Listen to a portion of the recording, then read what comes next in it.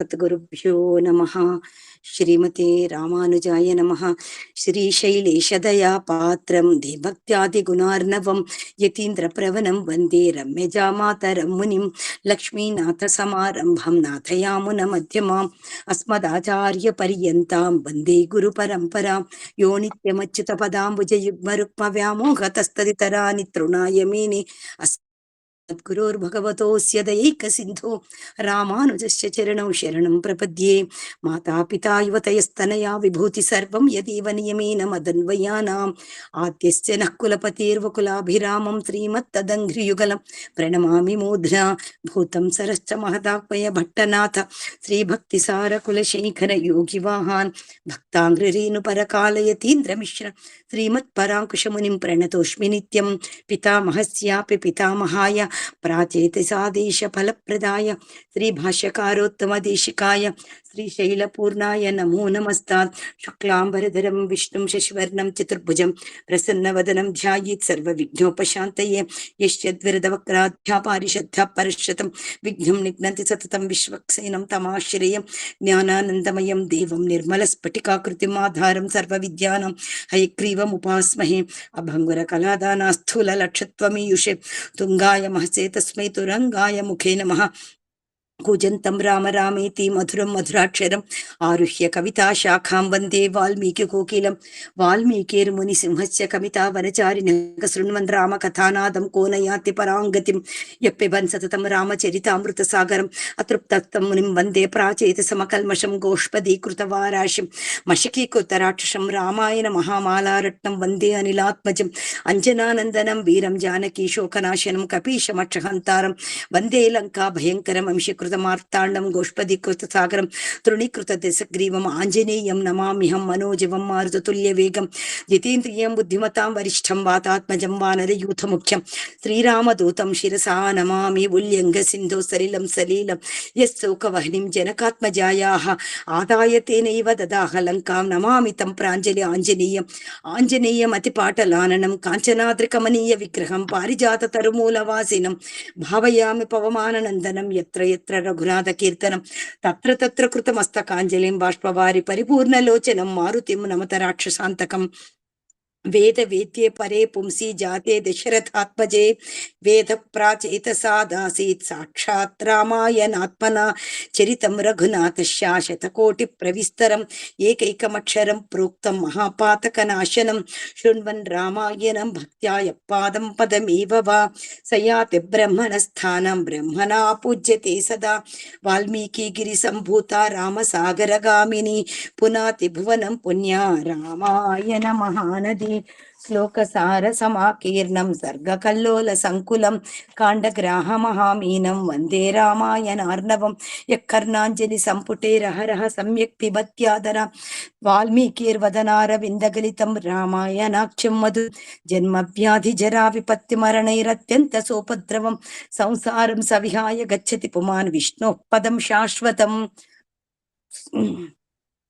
తదుపగత సమాస సంధియోగం సమమధురోపనతార్థవాక్యబద్ధం రఘువర చరితం ముని ప్రణీతం దశశిరసశ్చ వధం నిశామయధ్వం. శ్రీరాఘవం దశరథాత్మజమప్రమేయం సీతాపతిం రఘుకులాన్వయరత్నదీపం ఆజానుబాకుమరవిందదలాయతాక్షం రామం నిశాచర వినాశకరం నమామి. వైదేహీ సహితం సురద్రుమతలే హైమే మహామండపే మధ్యే పుష్పకమాసనే మణిమయే వీరాసనే సుస్థితం అగ్రే వాచయతి ప్రభంజన సుతే తత్వం మునిభ్యః పరం వ్యాఖ్యాంతం భరతాదిభిః పరివృతం రామం భజే శ్యామలం. ధర్మాత్మా సత్యసంధశ్చ రామో దాశరథిర్యదీం పౌరుషే చ ప్రతిద్వంద్వః శరైనం జహి రావణిం ఆపదామపహర్తారం దాతారం సర్వసంపదాం లోకాభిరామం శ్రీరామం భూయో భూయో నమామ్యహం. జై శ్రీమన్నారాయణ. జై శ్రీరామ్. శ్రీమతే రామాయణాయ నమః. శ్రీమన్నారాయణ రామానుజ యతిభ్యో నమః. శ్రీమద్ రామాయణే బాలకాండః అథ ప్రథమః సర్గః. తపస్వాధ్యాయ నిరతం తపస్వీ వాగ్విదాంబరం. శైలజ చెప్పండమ్మా. తపస్వా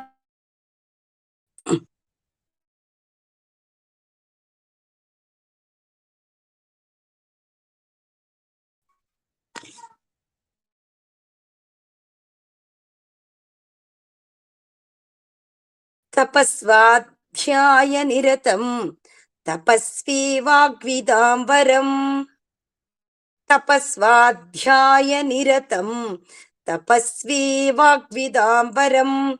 నారదం పరిపప్రచ్ఛ వాల్మీకిర్ముని పుంగవం. చెప్పండమ్మా. నారదం పరిపప్రచ్ఛ వాల్మీకిర్ముని పుంగవం. నారదం పరిపప్రచ్ఛ వాల్మీకిర్ముని పుంగవం. తపస్వాధ్యాయ నిరతం తపస్వీ వాగ్విదాంబరం. నారదం పరిపప్రచ్ఛ వాల్మీకిర్ముని పుంగవం. కోన్వస్మిన్ సాంప్రతం లోకే గుణవాన్ కశ్చ వీర్యవాన్. కోన్వస్మిన్ సాంప్రతం లోకే గుణవాన్ కశ్చ వీర్యవాన్. కోన్వస్మిన్ సాంప్రతం లోకే గుణవాన్ కశ్చ వీర్యవాన్. ధర్మజ్ఞశ్చ కృతజ్ఞశ్చ సత్యవాక్యో దృఢవ్రతః. ధర్మజ్ఞశ్చ కృతజ్ఞశ్చ సత్యవాక్యో దృఢవ్రతః. ధర్మజ్ఞశ్చ కృతజ్ఞశ్చ సత్యవాక్యో దృఢవ్రతః. కోన్వస్మిన్ సాంప్రతం లోకే గుణవాన్ కశ్చ వీర్యవాన్. ధర్మజ్ఞశ్చ కృతజ్ఞశ్చ సత్యవాక్యో దృఢవ్రతః. చారిత్రేణ చ కో యుక్తః సర్వభూతేషు కోహితః. చారిత్రేణ చ కో యుక్తః సర్వభూతేషు కోహితః. చారిత్రేణ చ కో యుక్తః సర్వభూతేషు కోహితః. విద్వాన్ కః సమర్థశ్చ కశ్చైక ప్రియదర్శనః. విద్వాన్ కః సమర్థశ్చ కశ్చైక ప్రియదర్శనః. విద్వాన్ కః సమర్థశ్చ కశ్చైక ప్రియదర్శనః. చారిత్రేణ చ కో యుక్తః సర్వభూతేషు కోహితః. విద్వాన్ కః సమర్థశ్చ కశ్చైక ప్రియదర్శనః. ఆత్మవాన్ కోజిత క్రోధో ద్యుతిమాన్ కోనసూయకః. ఆత్మవాన్ కోజిత క్రోధో ద్యుతిమాన్ కోనసూయకః. ఆత్మవాన్ కోజిత క్రోధో ద్యుతిమాన్ కోనసూయకః. తస్య బిభ్యతి దేవాశ్చ జాతరోషస్య సంయుగే. కస్య బిభ్యతి దేవాశ్చ జాతరోషస్య సంయుగే. కస్య బిభ్యతి దేవాశ్చ జాతరోషస్య సంయుగే. ఆత్మవాన్ కోజిత క్రోధో ద్యుతిమాన్ కోనసూయకః. కస్య బిభ్యతి దేవాశ్చ జాతరోషస్య సంయుగే. ఆత్మవాన్ చెప్పండి. ఆత్మవాన్ కోజిత క్రోధో ద్యుతిమాన్ కోనసూయకః. కస్య బిభ్యతి దేవాశ్చ జాతరోషస్య సంయుగే. ఏతదిచ్ఛామ్యహం శ్రోతుం పరం కౌతూహలం హి మే. ఏతదిచ్ఛామ్యహం శ్రోతుం పరం కౌతూహలం హి మే. ఏతదిచ్ఛామ్యహం శ్రోతుం పరం కౌతూహలం హి మే. మహర్షే త్వం సమర్థోసి జ్ఞాతుమేవం విధం నరం. మహర్షే త్వం సమర్థోసి జ్ఞాతుమేవం విధం నరం. మహర్షే త్వం సమర్థోసి జ్ఞాతుమేవం విధం నరం. ఏతదిచ్ఛామ్యహం శ్రోతుం పరం కౌతూహలం హి మే. మహర్షే త్వం సమర్థోసి జ్ఞాతుమేవం విధం నరం. శ్రుత్వా చైతత్త్రిలోకజ్ఞో వాల్మీకిర్నారదో వచః. శ్రుత్వా చైతత్త్రిలోకజ్ఞో వాల్మీకిర్నారదో వచః. శ్రుత్వా చైతత్త్రిలోకజ్ఞో వాల్మీకిర్నారదో వచః. శ్రూయతే मिति चामन्त्र्य प्रहृष्टो वाक्यमब्रवीत् श्रूयतामिति चामन्त्र्य प्रहृष्टो वाक्यमब्रवीत् श्रूयतामिति चामन्त्र्य प्रहृष्टो वाक्यमब्रवीत् श्रुत्वा चैतत्रिलोकज्ञो वाल्मीकिर्नारदो वचः श्रूयतामिति चामन्त्र्य प्रहृष्टो वाक्यमब्रवीत् बहवो दुर्लभाश्चैव ये त्वया कीर्तिता गुणाः बहवो दुर्लभाश्चैव ये त्वया कीर्तिता गुणाः बहवो दुर्लभाश्चैव ये त्वया कीर्तिता गुणाः मुनि वक्ष्याम्यहं बुद्ध्वा त्रैर्युक्तः श्रूयतां नरः मुने वक्ष्याम्यहं बुद्ध्वा तैर्युक्तः श्रूयतां नरः मुने वक्ष्याम्यहं बुद्ध्वा तैर्युक्तः श्रूयतां नरः बहवो दुर्लभाश्चैव ये त्वया कीर्तिता गुणाः मुने वक्ष्याम्यहं बुद्ध्वा तैर्युक्तः श्रूयतां नरः इक्ष्वाकुवंशप्रभवो रामो नाम जनैः श्रुतः इक्ष्वाकुवंशप्रभवो रामो नाम जनैः श्रुतः इक्ष्वाकुवंशप्रभवो रामो नाम जनैः श्रुतः नियतात्मा महावीर्यो द्युतिमान् धृतिमान् वशी नियतात्मा महावीर्यो द्युतिमान् धृतिमान् वशी नियतात्मा महावीर्यो द्युतिमान् धृतिमान् वशी इक्ष्वाकुवंशप्रभवो रामो नाम जनैः श्रुतः नियतात्मा महावीर्यो द्युतिमान् धृतिमान् वशी बुद्धिमान् नीतिमान् वाग्मी श्रीमान् शत्रुनिबर्हणः बुद्धिमान् नीतिमान् वाग्मी श्रीमान् शत्रुनिबर्हणः बुद्धिमान् नीतिमान् वाग्मी श्रीमान् शत्रुनिबर्हणः विपुलांसो महाबाहुः कम्बुग्रीवो महाहनुः विपुलांसो महाबाहुः कम्बुग्रीवो महाहनुः विपुलांसो महाबाहुः कम्बुग्रीवो महाहनुः बुद्धिमान् नीतिमान् वाग्मी श्रीमान् शत्रुनिबर्हणः विपुलांसो महाबाहुः कम्बुग्रीवो महाहनुः महोरस्को महेश्वासो गूढजत्रुररिन्दमः महोरस्को महेश्वासो गूढजत्रुररिन्दमः महोरस्को महेश्वासो गूढजत्रुररिन्दमः आजान्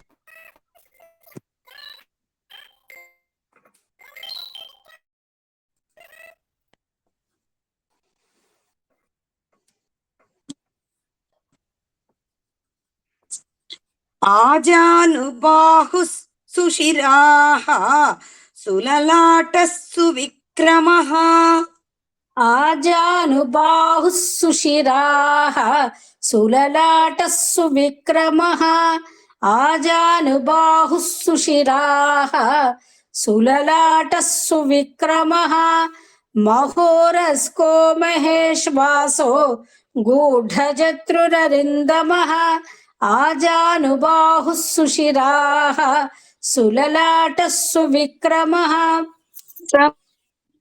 समविभक्ताङ्गः स्निग्धवर्णः प्रतापवान् समविभक्ताङ्गः स्निग्धवर्णः प्रतापवान् समविभक्ताङ्गः स्निग्धवर्णः प्रतापवान् पीनवक्षा विशालाक्षो లక్ష్మీవాన్ శుభలక్షణః పీనవక్షా విశాలాక్షో లక్ష్మీవాన్ శుభలక్షణః పీనవక్షా విశాలాక్షో లక్ష్మీవాన్ శుభలక్షణః సమः సమవిభక్తాంగః స్నిగ్ధవర్ణః ప్రతాపవాన్ పీనవక్షా విశాలాక్షో లక్ష్మీవాన్ శుభలక్షణః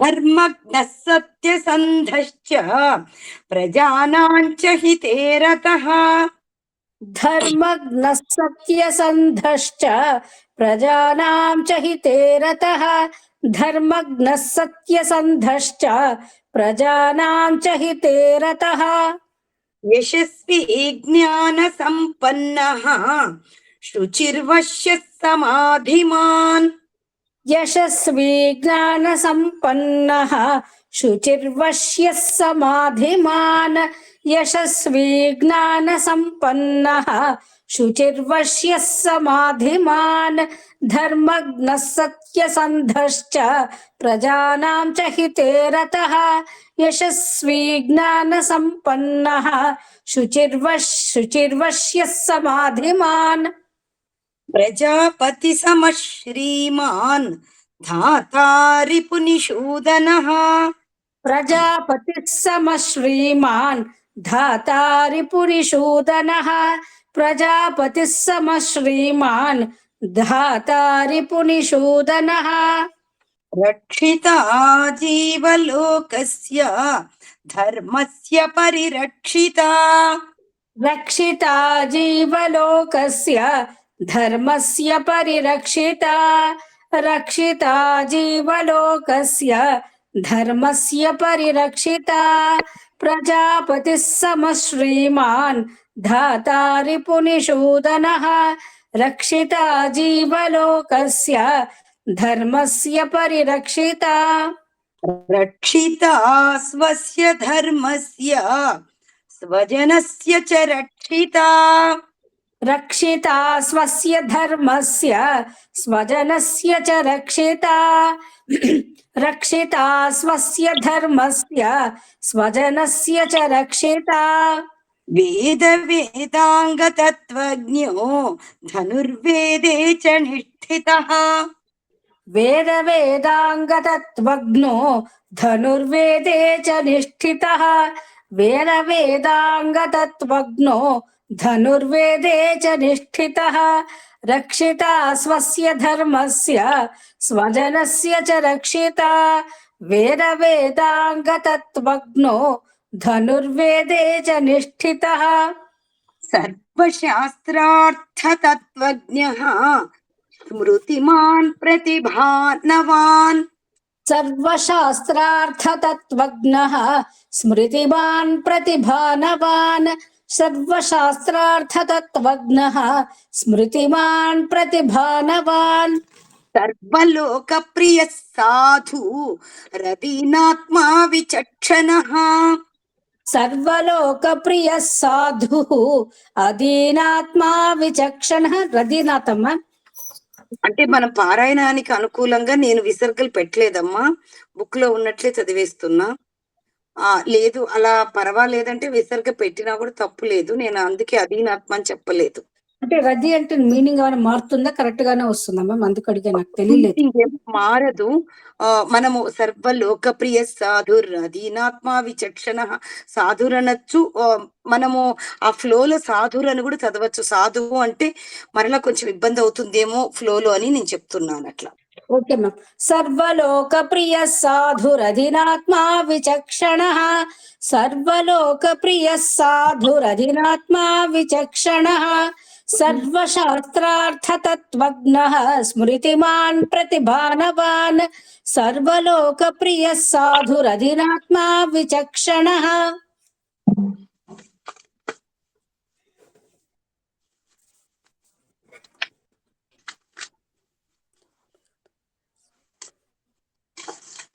సర్వదాభిగత సద్భిః సముద్రైవ సింధుభిః सर्वदाभिगतः सद्भिः समुद्र इव सिन्धुभिः सर्वदाभिगतः सद्भिः समुद्र इव सिन्धुभिः ఆర్య సర్వసమశ్చైవ సదైక ప్రియదర్శనః आर्यः सर्वसमश्चैव सदैकप्रियदर्शनः आर्यः सर्वसमश्चैव सदैकप्रियदर्शनः सर्वदाभिगतः सद्भिः समुद्र इव सिन्धुभिः आर्यः सर्वसमश्चैव सदैकप्रियदर्शनः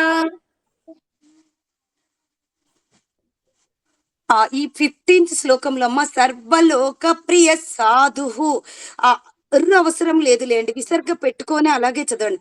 సర్వలోక ప్రియ సాధు అధీనాత్మ విచక్షణ, ఇలాగే రాసుకోండి అమ్మ అందరు.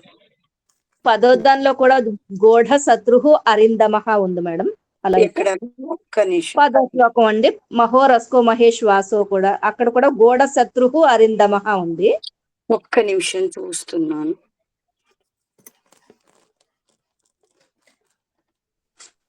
గూఢ లేదమ్మా, గూఢ జత్రు రరిందమః.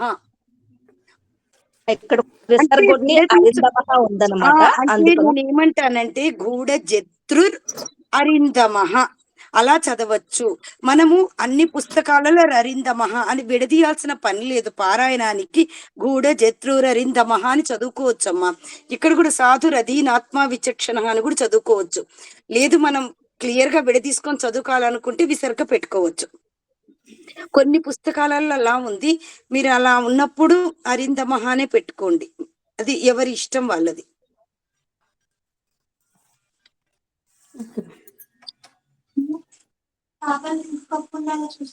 ఇక్కడ లేదు. सर्वदाभिगतः सद्भिः समुद्र इव सिन्धुभिः आर्यः सर्वसमश्चैव सदैकप्रियदर्शनः సచ సర్వగుణోపేతః కౌసల్యానందవర్ధనః स च सर्वगुणोपेतः कौसल्यानन्दवर्धनः स च सर्वगुणोपेतः कौसल्यानन्दवर्धनः సముద్ర ఇవ గాంభీర్యే ధైర్యేణ హిమవానివ समुद्र इव गाम्भीर्ये धैर्येण हिमवानिव समुद्र इव गाम्भीर्ये धैर्येण हिमवानिव स च सर्वगुणोपेतः कौसल्यानन्दवर्धनः समुद्र इव गाम्भीर्ये धैर्येण हिमवानिव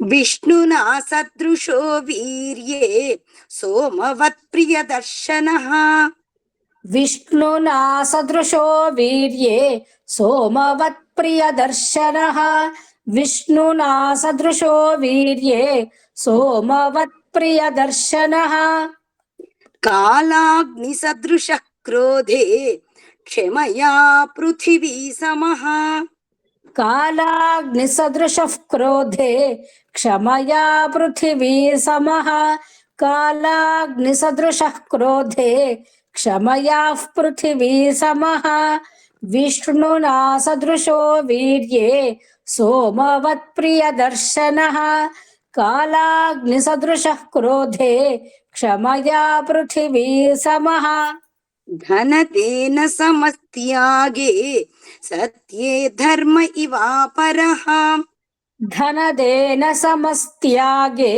सत्ये धर्म इवापरः धनदेन समस्त्यागे सत्ये धर्म इवापरः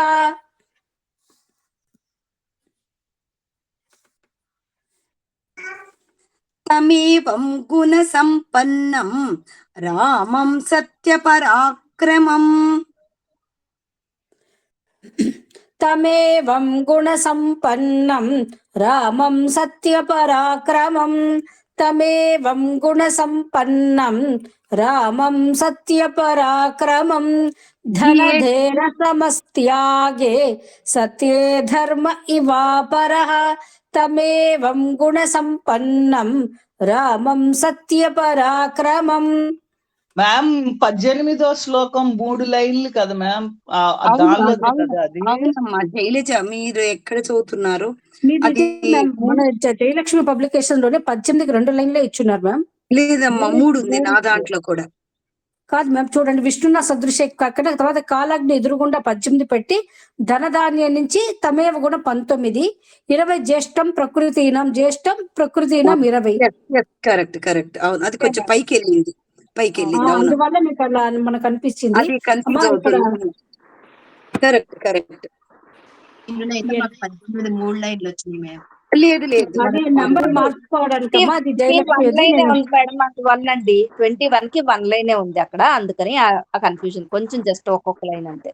నేను ఇప్పుడు చదివిన తర్వాత నేను ఇప్పుడు చెప్తానండి మేడం గారు, అయిన తర్వాత ఏ శ్లోకానికి నంబర్స్ అని చెప్తాను, మీరు నోట్ చేసుకోండి. ఏం లేదండి, 21 కి 1 లైనే ఉందండి, అది జస్ట్ పైకి వెళ్తే సరిపోతుంది అంతే, 2 లైన్స్ సరిపోతుంది. బాలకాండంలోనా అండి మీరు చదివేది, ఒకసారి చెప్పరా ప్లీజ్? అవునండి, ఫస్ట్ బాలకాండంలో ప్రథమ సర్గలో జ్యేష్ఠం శ్రేష్ఠ గుణైర్యుక్తం ప్రియం దశరథసుతం. జ్యేష్ఠం శ్రేష్ఠ గుణైర్యుక్తం ప్రియం దశరథసుతం. జ్యేష్ఠం శ్రేష్ఠ గుణైర్యుక్తం ప్రియం దశరథసుతం. ప్రకృతీనాం హితైర్యుక్తం ప్రకృతి ప్రియ కామ్యయా.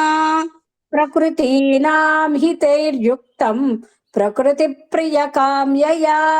ప్రకృతీనాం హితైర్యుక్తం ప్రకృతి ప్రియ కామ్యయా. జ్యేష్ఠం శ్రేష్ఠ గుణైర్యుక్తం ప్రియం దశరథసుతం. ప్రకృతీనాం హితైర్యుక్తం ప్రకృతి ప్రియ కామ్యయా. ఇక్కడ కూడా అమ్మా యవ్వరాజ్యేన సంయోక్తం మైచ్చత్ ప్రీత, మైచ్చత్ అనుంది, ఇక్కడ విడదీసుకొని చదవచ్చు. సంయోక్తం ఐచ్చత్ ప్రీత్యా మహీపతి అని. అది మీ ఇష్టం ఎలా చెప్పాలంటే, నేను ఒకసారి ఒక పని చేస్తాను, భద్రాచలంలో ఆ ఆచారాలను ఒక్కసారి కనుక్కుంటాను. ఈ బుక్ లో ఉన్నట్లు చెప్పమంటారా లేదా విడదీసి చెప్పమంటారా అని రేపు కనుక్కొని చెప్తానమ్మా. ఈ రోజుకైతే విడదీస్తున్నాను, అలాగే చదవండి. యవ్వరాజ్యేన సంయోక్తుం ఐచ్ఛత్ ప్రీత్యా మహీపతి. యవ్వరాజ్యేన సంయోక్తుం ఐచ్ఛత్ ప్రీత్యా మహీపతి. మ్యామ్ ఇట్లా చదవచ్చు, ఒక్కసారి చూడండి. యవ్వరాజ్యేన సంయోక్తుం ఐచ్ఛత్ ప్రీత్యా మహీపతి. ఎందుకంటే సంయోక్తుం ఐచ్ఛత్ వరకు ఒకే పదంగా ఇచ్చున్నాడు కదా. యవ్వరాజ్యేన సంయోక్తుం ఐచ్ఛత్ ప్రీత్యా మహీపతి. అమ్మాయి యాక్చువల్ గా చదవాల్సిన పద్ధతి అది, ఆ రకంగానే చదవాలి. మీరు చెప్పారు చూడు, అదే కరెక్ట్. మనం ఏం చేస్తున్నాం, విడదీసినప్పుడు ఐ అనేది ఆ పదం వినిపిస్తుంది, ఐ అనే అక్షరం వినిపిస్తుంది. మీరు చదివారు చూడు, అదే కరెక్ట్ పద్ధతి ఎక్కడైనా. కానీ ఆ రెండిటిని కరెక్ట్ గా జాయిన్ చేసుకుంటూ చదవాలి మనం. ఆ ప్రొనౌన్సియేషన్ అనేది కరెక్ట్ గా రావాలి. అందరూ అలా చదవలేరు కాబట్టి అక్కడ విడదీయాల్సి వస్తుంది. మీరు మళ్ళీ ఇంకొకసారి చదవండి. యవ్వరాజ్యేన సంయోక్తుం ఐచ్ఛత్ ప్రీత్యా మహీపతి. అది ఇక్కడ కూడా ఇంకొకసారి 15th శ్లోకం కూడా సెకండ్ లైన్ చదవండి, అలాగే చదవండి, వస్తుంది చూడండి. సర్వలోక ప్రియ సాధురధీనాత్మా విచక్షణః. మీకు అక్కడ చూడండి, ఆ స్పీడ్ లో వెళ్ళినప్పుడు సాధుర్ అది అనే సౌండ్ వినిపిస్తుంది. కాబట్టి వీళ్ళు మనకు అలా ఇచ్చారు, కాబట్టి విడతీసుకోవాల్సిన అవసరం లేదు. అక్కడ కొంచెం జాగ్రత్తగా ఆ అనే సౌండ్ వినిపించేటట్టు చదువుకున్నామంటే పర్వాలే. ఎందుకంటే నేను ఈ మధ్య పారాయణాలకు వెళ్ళొచ్చాను, నాతో పాటు వచ్చిన వాళ్ళందరూ చూశారు, చాలా స్పీడ్ గా చదువుతారు, చాలా స్పీడ్, అసలు ఈ స్పీడ్ కూడా కాదు. ఆ స్పీడ్ లో మనము ఆ విసర్గాలు పలుకుతూ ఉర్రు పలుకుతూ కష్టం కాబట్టి అలా వెళ్ళిపోతే మనకు ఆ సౌండ్ వినిపిస్తే చాలు. కాబట్టి నేను అందుకనే అలా చెప్తున్నా. అయినా నేను ఒకసారి రేపు ఆచార్యుల వారిని కనుక్కుంటాను. ఇప్పుడు వీళ్ళకి చెప్పేటప్పుడు విడదీయమంటారా లేదా ఇలాగే చదువుతూ వెళ్ళమంటారా కనుక్కొని చెప్తానమ్మా. మీరైతే అలాగే చదవండి. తస్యాభిషేక సంభారాన్ దృష్ట్వా భార్యాథ కైకయీ. తస్యాభిషేక సంభారాన్ దృష్ట్వా భార్యాథ కైకయీ తస్యాభిషేక సంభారాన్ దృష్ట్వా భార్యాథ కైకయీ యవ్వరాజ్యేన సంయోక్తుమైచ్ఛత్ ప్రీత్యా మహీపతిః తస్యాభిషేక సంభారాన్ దృష్ట్వా భార్యాథ కైకయీ. కాయేన వాచా మనసేంద్రియైర్వా బుద్ధ్యాత్మనా వా ప్రకృతి స్వభావాత్ కరోమి యద్యత్ సకలం పరస్మై నారాయణాయేతి సమర్పయామి. శ్రీమన్నారాయణాయేతి సమర్పయామి. ఓం తత్సత్. సర్వం శ్రీకృష్ణార్పణమస్తు. లోకా సమస్త సుఖినో భవంతు. జై శ్రీమన్నారాయణ. ఈ రోజు మనము స్వామి రామదాసు జీవిత చరిత్ర చెప్పుకుందామమ్మ ఒక అరగంట. అందరు కూడా నాతో పాటు మొన్న పారాయణకి కమలా తాటి గ్రూప్ లో మరి వాళ్ళు ఉన్నారో లేదో నాకు తెలీదు. లక్ష్మీ ప్రసన్న మద్దాల వచ్చారు. ఎంత స్పీడ్ చదివారో వాళ్ళకి తెలుసమ్మా. మనకి భాగవతము రామాయణము కూడా మనకు గుర్తుందా? మనము భద్రాచలం బృందావన క్షేత్రంలో సప్తాహంకి వెళ్ళినప్పుడు కూడా అక్కడ జియర్ స్వామి వారు మీరు స్పీడ్ చదవాలి అని చెప్పారు, గుర్తుందమ్మా? స్పీడ్ బాగా మీరు స్పీడ్ ప్రాక్టీస్ చేయాలని. మనము ఆ స్పీడ్ లో వెళ్తేనే సప్తాహ పారాయణాలు గాని నవాహ్నిక రామాయణ పారాయణాలు గాని చెయ్యగలం. ఇలా కూడుతూ చదువుతూ ఉన్నామంటే మటుకు ఆ పారాయణాలకు వెళ్ళలేము. కాబట్టి మనం ఇక్కడ ఇప్పుడు విసర్గ చెప్పినాం అనుకోండి, రేపు పారాయణం చేసేటప్పుడు ఆ స్పీడ్ లో వీళ్ళకి డౌట్ రావచ్చు. అయ్యో వీళ్ళు ఇక్కడ విసర్గ పలకకుండా ఏంటి ఇలా వెళ్ళిపోయినారు అని డౌట్ వస్తుంది. అందుకన్నట్లు వీళ్ళకి ఈ విసర్గలు ఎక్కడెక్కడ అనేది ఆ రూల్స్ ఒక్కసారి అందరికి వివరంగా చెప్పేసి అలా పుస్తకంలో ఉన్నట్లు వెళ్ళిపోదామా, లేదు విసర్గను ఎక్కడెక్కడ విసర్గ పెట్టుకోవాలో అక్కడ విడదీసి ఆ అక్షరాన్ని అలా చదివిద్దామా అనేది నేను ఒకసారి భద్రాచలం కానీ ఇంకొక అర్చకులు కూడా నాకు తెలుసు కనుక్కొని ఈరోజు సాయంత్రం కల్లా రేపు మీకు వాళ్ళు ఎలా చెప్పమంటే ఆ రకంగా చెప్తానమ్మా. ఆ తర్వాత ఇది కూడా అడగడం, ఇప్పుడు దీన్ని సంపుటీకరణం చేయాలంటే అదేనా మన సుందరకాండలో చేసినట్టు ఆపధామ పహర్తారం అదే మొత్తం మొన్న అక్కడ కూడా అలాగే చేశారు. అంతటా రామాయణ పారాయణము మన ఆంధ్ర తెలంగాణలలో ఎక్కడ ఏ స్వామీజీలు చేసిన సంపుటీకరణం ఆపదామపహర్తారం ధర్మాత్మ సత్య సందచ్చ చివర్లో శ్రీరామ శరణం రాధా మేడం శ్రీ రఘునందన పరబ్రహ్మనే నమ అని చదవాలి. అవును, చివరిలో చదవాలి శ్రీ రఘునందన పరబ్రహ్మని. వాళ్ళు చదివింది అక్కడ భద్రాచరంలో ఏమని చదువుతారంటే శ్రీరామ లక్ష్మణ భరత శత్రుఘ్న కాదు సీతా సమేత శ్రీరామచంద్ర భరత లక్ష్మణ భరత శత్రుఘ్న సమేత శ్రీ హనుమంత పరబ్రహ్మనే నమః అని వాళ్ళు. అది చాలా పెద్దగా అవుతుంది పారాయణంలో, అది ఇబ్బంది కాబట్టి నిన్న మేము చదివింది రఘునందన పరబ్రహ్మనే నమః అని చదివి ముగిస్తారమ్మా. ఆపదామహం చదువుతున్నారు శ్రీ రఘునందన పరబ్రహ్మణే అని ఇత్యాశ శ్రీమద్ రామాయణే కంపల్సరీ అమ్మా, అది కంపల్సరీ. సంపుటీకరణం అంటే 2 శ్లోకాలు సంపుటీకరణం చెయ్యడము, అది మెయిన్ ఇంపార్టెంట్. రఘునందన అంటే రాముడిని మనము స్మరించుకోవడం. శ్రీరామ శరణం మమ రఘునందన పరబ్రహ్మనే నమః, ఈ 2 మనకు సులభంగా ఉంటాయి. నేను ఆచార్యులను కనుక్కొని ముందు చదవాలి, ఇతిహాస అయిన తర్వాత లేదు, సంపుటీకరణం చేశాక రఘునందన పరబ్రహ్మనే అయినాక ఇత్యాశే చదవాలి. ముందే చదవకూడదు లేదమ్మా, శ్లోకం తర్వాత ఇది చదవాలి మేడం. శ్రీ రఘునందన పరబ్రహ్మణి అని చదివి ఇత్యాశ అని చదివారు అక్కడ. అది ఒకసారి భద్రాచలంలో చదివింది ఆ రకంగా లేదు, వీళ్ళు ఇక్కడ చదివారమ్మా. ఇలా తను చెప్పింది కరెక్ట్, ఇక్కడ చదివింది అది, భద్రాచలంలో చదివింది మటుకు ఆ రకంగా చదివారు. నేను ఒక్కసారి భద్రాచల అర్చకులను కనుక్కొని ఆయనని ఈ డౌట్స్ అన్ని క్లియర్ చేసుకొని రేపు చెప్తాను మీకు. అంటే వీళ్ళు వేరు వాళ్ళు వేరు కదా. నేను ఎక్కువగా భద్రాచలంలోనే పారాయణాలు చేశాను కాబట్టి నాకు అదే గుర్తుగా ఉంది, అలాగే చదువుకున్నా మొన్న కూడా. నేను ఒక్కసారి నేను వారిని కనుక్కొని ఆచార్యులు ఏది చెప్తే అదే మనం చేద్దాం. ఓకే, రేపు చెప్తాను. మనకి ఇంకా కూడా 100 శ్లోకాలు ఉన్నాయి కదమ్మా, 100 శ్లోకాలు అయినాక రేపు చెప్తాను. తప్పకుండా. ఇక్కడ 10వ శ్లోకంలో నువ్వు అన్నావు కదా, గూఢ జత్రురరిందమ అనే చదవాలి. అక్కడ రానే పెట్టుకోవాలి, ఆ కాకుండా కలిపేసుకుని మహోరస్కో మహోషు మహేశ్వాసో రరిందమహ అని చదవాలి అక్కడ. ఎక్కువ శాతము రాధా గారు అలాగే ఉందమ్మా.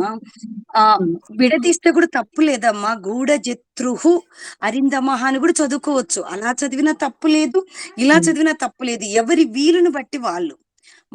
మాకు ఇది వీలుగా ఉంది, మేము విసర్గ చెప్పుకుంటామంటే చెప్పుకోవచ్చు, తప్పు లేదు. మీరు చెప్పిన ప్రకారం అలా కూడా చదవచ్చు.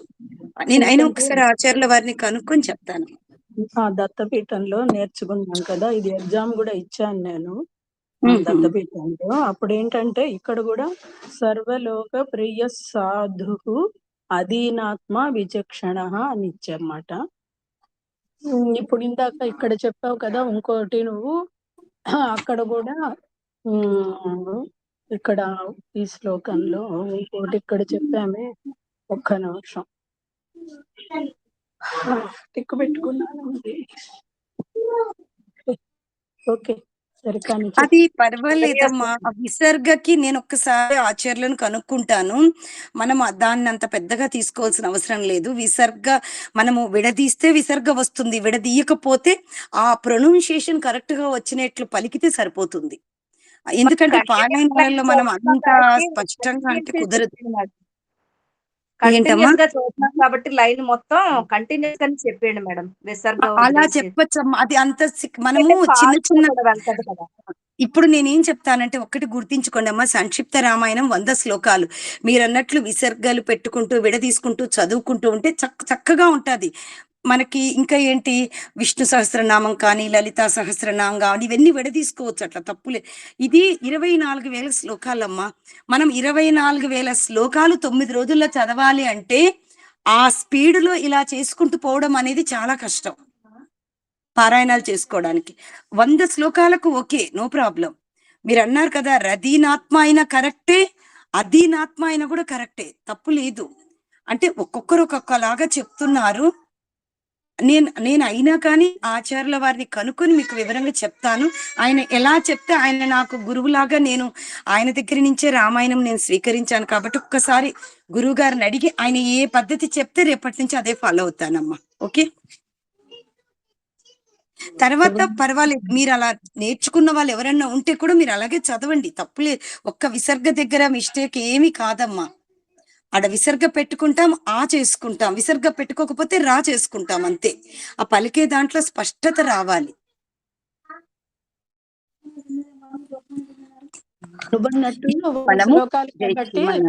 నువ్వన్నట్టు 100 శ్లోకాలు కాబట్టి నేను రేపు చెప్తానమ్మా రాధగారు. 100 శ్లోకాలు మనము అన్ని రూల్స్ పెట్టుకోవచ్చు కానీ 24,000 18,000 ఇంత పెద్ద గ్రంథాలు చదివేటప్పుడు రూల్స్ పెట్టుకుంటే కాదమ్మా. మనం అక్కడ చదివినామే, అక్కడ విసర్గుంది, ఇక్కడ లేదే, ఇక్కడ ఉర్రుంది, ఇక్కడ లేదే అనుకోవడానికి లేదు. ఆచార్యులు ఎలా చదివారో వాళ్ళని ఆదర్శంగా తీసుకొని మనం చదువుకుంటూ ముందుకు ఇవ్వాలి. అక్షర దోషం లేకుండా, తప్పు లేకుండా పలుక్కుంటూ వెళ్ళిపోవచ్చమ్మా. ఓకే అమ్మా. జై శ్రీమన్నారాయణ.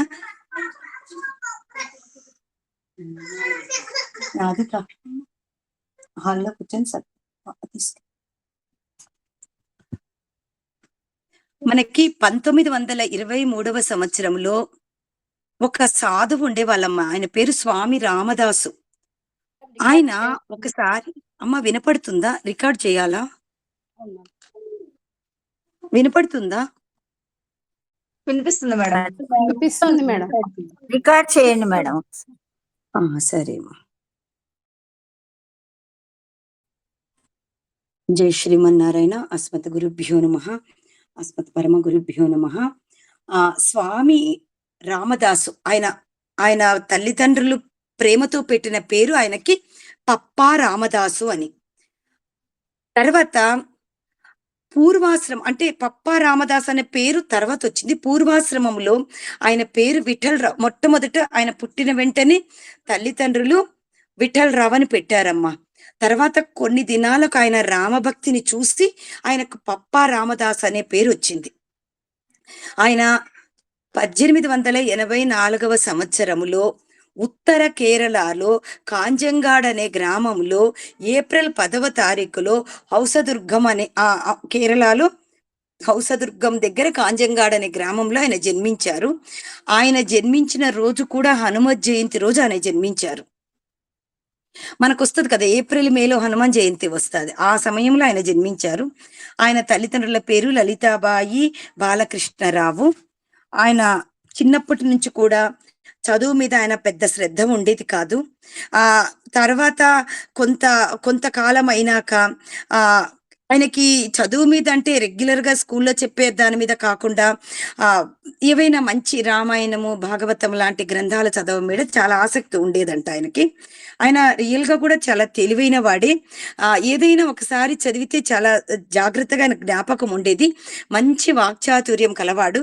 ఏదైనా ఒక విషయం చెప్పేటప్పుడు కూడా ఎవరికైనా మంచి హాస్య సంభాషణ చాతుర్యంతో ఎదుటి వాళ్ళను తాను చూసింది చక్కగా చమత్కారంగా వివరించి చెప్పేంతటి తెలివి ఉండేదంట ఆయనకి. కానీ ఆ స్కూల్కు వెళ్ళే పుస్తకాల మీద మటుకు శ్రద్ధ ఉండేది కాదు. అందువల్ల అవి సరిగ్గా చదవకుండా ఆయన 10వ తరగతి కూడా ఫెయిల్ అయినాడు. ఫెయిల్ అయ్యి తర్వాత కట్టుకొని రాసి తను పాలిటెక్నిక్ అనే డిప్లొమా కోర్సు పూర్తి చేశాడు. పూర్తి చేసి ఆ తర్వాత గుల్బర్గాలో ఒక నూలు మిల్లులో ఒక స్పిన్నింగ్ మాస్టర్ గా చేరినాడు. చేరిన తర్వాత ఆయనకి 19 ఏళ్ల వయసులో రుక్మాబాయి అనే అమ్మాయిని ఇచ్చి ఆయన తల్లిదండ్రులు ఆయనకు వివాహం చేశారు. 1913లో ఆయనకు ఒక కూతురు కూడా పుట్టింది. ఆమె పేరు రమాబాయి, భార్య పేరు రుక్మాబాయి. అలా ఏదో చిన్న చిన్న ఉద్యోగాలు చేస్తూ సరిగ్గా ఉద్యోగాలు చేయకుండా కొన్ని రోజులు గడిపేశాడు. చివరికి అది చూసి ఆయన పిల్లనిచ్చిన మామ ఆయనకి 1917లో మంగళూరులో ఆయనకి ఒక పెద్ద వ్యాపారం ఉండేది. వాళ్ళ మామకి బట్టల వ్యాపారం ఉండేది అక్కడ. ఆ అల్లుడిని ఆ వ్యాపారంలో చేరమని తీసుకొని వచ్చాడు. ఆ వ్యాపారంలో కొన్ని రోజులు ఈయన ఎవరు ఈ పప్ప అంటే ఈయన పేరు విఠల్ రావే, ఇంకా పప్ప రామదాస్ ఆయనకు రాలే. అయితే ఈ విఠల్ రావేమో ఆ వ్యాపారంలో చేరితే అక్కడ ఉండే యుక్తులు మోసాలు ఆయనకి నచ్చలేదు. అందువల్ల వాళ్ళ మామగారికి చెప్పి ఆ వ్యాపారము వదులుకొని వేరే చిన్న చిన్న వస్త్రాలకి రంగులద్ది ఆ యొక్క వస్త్రాలు చీరలకి డిజైన్లు ముద్రించడం మొదలు పెట్టాడు. అలా వ్యాపారంలో ఎక్కువగా అతి మంచితనానికి పోవడం వలన వ్యాపారంలో కూడా నష్టాలు వచ్చేసినాయి ఆయనకి. అక్కడ నష్టాలు రాగానే అక్కడ లాభం అనేది లేకుండా పోతే ఇంకా భార్య బిడ్డను పోషించుకోవడానికి కొత్త మార్గం ఏముందా అని చెప్పి ఆలోచించవలసి వచ్చింది ఆయనకి. ఆ రకంగా ఆయనకి దీంతో ఈ రకమైన ఆలోచన ఆయనకు ఉండడం వలన ఆ సంసార జీవితంలో కొన్ని రకాలైన ఇబ్బందులు వచ్చాయి. ఇబ్బందులు వచ్చి ఆయన ఆ యొక్క మానసిక అశాంతి పోగొట్టుకోవడానికి ప్రతిరోజు ఆ పక్కన ఒక ఇంట్లో సీతారామారావు అని ఒక ఆయనకి సోదరుడి వరుస అవుతాడు. అతని ఇంట్లో రోజు సాయంత్రం పూట శ్రీకృష్ణుడి విగ్రహం పెట్టుకొని అక్కడ ప్రతిరోజు భాగవత పారాయణం జరిగేదంట. ఆ భాగవత పారాయణము శ్రీకృష్ణుడి భజనలు చేసేవాళ్ళంట. రోజు సాయంత్రం 5 నుంచి 8 వరకు అంట. ఈయనకి అక్కడ వెళ్ళి ఆ పారాయణంలో కూర్చొని ఆ భజన చేయడం వలన ఆ మానసిక అశాంతి అనేది ఆయనకు దూరం అయిపోయేదంట. కానీ ఆ భజన ఆ పారాయణం చేసే సమయంలో ఆయన ఒకలాంటి తన్మయత్వంలో మునిగిపోయేవాడంట. మునిగిపోయి రామ కృష్ణ అదే నామం ఆయన యొక్క మదిలో ఆ నామమే ఆయనకు జపించడం లాగా అయిపోయి కొన్ని రోజులకు ఆయన రామనామం మీద చాలా ప్రీతి కలిగిందంట. ఆ ప్రీతి ఎలా కలిగింది? రోజుకొక 2-3 గంటలు రామనామం చేస్తూ ఉంటే ఆయనకి మనకి ఈ 1 గంట కంటిన్యూస్ గా రామనామ జపం చేస్తూ ఉంటే ఏదో ఒక రకమైన మానసిక శాంతి, మనకు తెలియని ఒక గొప్ప ఆనందం అనేది మనకు కలుగజేస్తుంది. తర్వాత ఆ రామనామ జపము ఆ శాంతి రాగానే ఈయన అనుకున్నాడు, ఇన్ని రోజులు కుటుంబంలో వ్యాపారంలో లేనిపోని ఇబ్బందులు వస్తూ చాలా ఆందోళన చెందేవాడు ఆయన. ఆ ఆందోళన అంతా కూడా ఈయనకు ఈ రామనామ జపం చేస్తే దూరం అయిందంట. ఇలా ఏం చేశాడు ఈయన, రోజుకు 1 పూట ఆహారమే తింటూ చిన్న చిన్న కోరికలన్నీ కూడా వదులుకుంటూ ఉంటే అది చూసి ఆయన భార్యకి ఈయన మీద కొంచెం ఆందోళన చెందింది ఆమె. చెప్తుంది ఆమె, ఇలా చెయ్యొద్దండి, ఇలా చేసుకోండి, ఇలా చేస్తే సంసారంలో ఇబ్బందులు వస్తాయి కదా.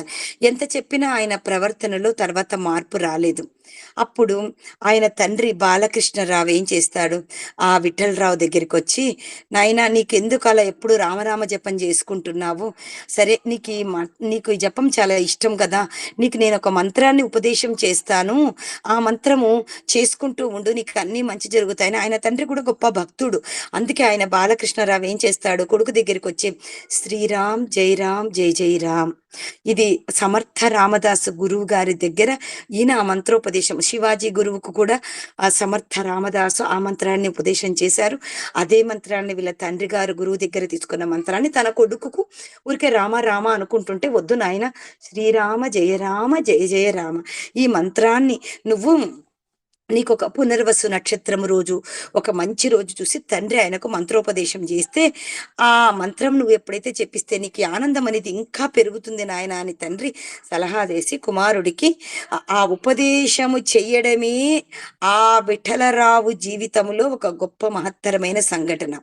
తన తండ్రినే ఇంకా ఆ రోజు నుంచి ఆయన గురువుగా భావించి ఆ రోజు నుంచి శ్రీరామ జయరామ జయ జయ రామ మంత్రాన్ని కొన్ని గంటలు జపించడం ప్రారంభించాడు. ఆ రోజు నుండి ఆయనకి ప్రాపంచికమైన సుఖాల మీద వ్యామోహం అనేది తగ్గిపోయింది. ఆయన వెంటనే రాముడిని వెతకడానికి తన జీవితంలో మిగతావన్నీ కూడా త్యాగం చేసి, ఇక్కడి నుంచి నాకు ఏమైనా సరే నేను మన భారతదేశంలో ఉండే ముఖ్యమైన పుణ్యక్షేత్రాలన్నీ కూడా పర్యటించాలి అనే కోరిక ఆయనకి బలంగా కలిగింది.